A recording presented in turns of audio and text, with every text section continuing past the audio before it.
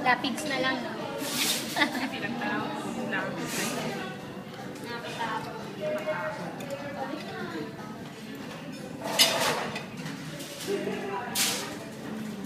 Ayusin mo Papasok naman. ka pa.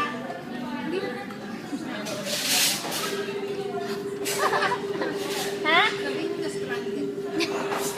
Kailangan mo nila yung kaya mag-prepare ngayon sila. Sa ano?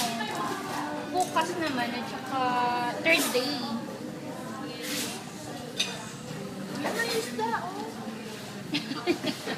Hindi niya na alam paano talagang kukunin niya eh.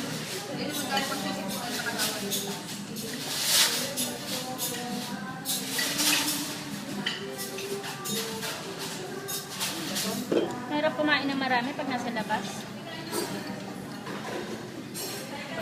Pagsirain lang siya. Nasa si Brian.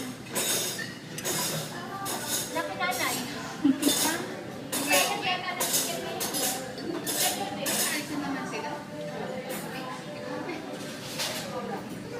Ang kanilang mga kondisyon. Pinapasunod ko, pagod na daw siya. Eh dapat nga susunduin niya ako ngayon.